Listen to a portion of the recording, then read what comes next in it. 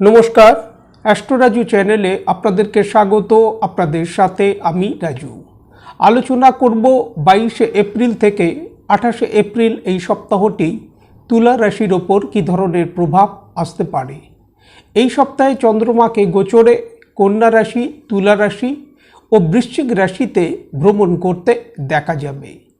ভিডিওটি শুরু করবার আগে আপনাদেরকে বলবো, যারা যারা অনুষ্ঠানটি দেখছেন প্লিজ চ্যানেলটিকে সাবস্ক্রাইব করতে ভুলবেন না, আর যারা যারা সাবস্ক্রাইব করছেন তাদেরকে আমার অসংখ্য ধন্যবাদ। সপ্তাহের শুরুতেই চন্দ্রমাকে গোচরে আপনাদের রাশির দ্বাদশভাবে অর্থাৎ কন্যা রাশিতে অবস্থান করতে দেখা যাচ্ছে।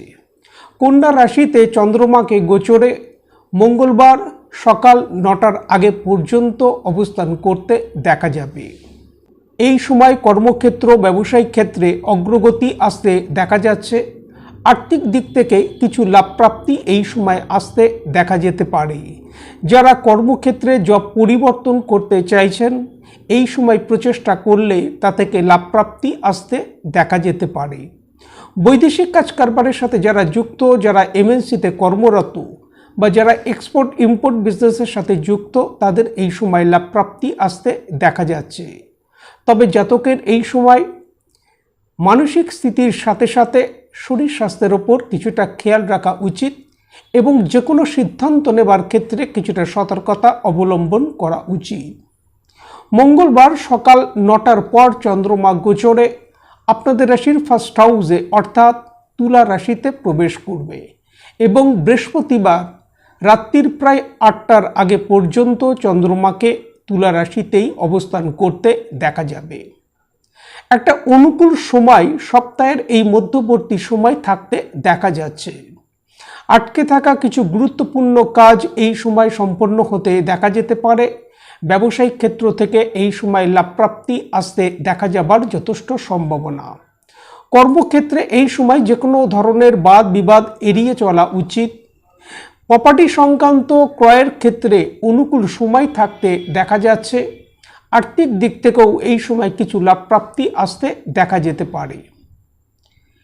বৃহস্পতিবার রাত্রির 8টার পর চন্দ্রমা গোচরে আপনাদের রাশির দ্বিতীয়ভাবে অর্থাৎ বৃশ্চিক রাশিতে প্রবেশ করবে এবং সপ্তাহের শেষ চন্দ্রমাকে গোচরে বৃশ্চিক রাশিতেই অবস্থান করতে দেখা যাবে। আর্থিক দিক থেকে এই সময় কিছু লাভপ্রাপ্তি আসতে দেখা যেতে পারে।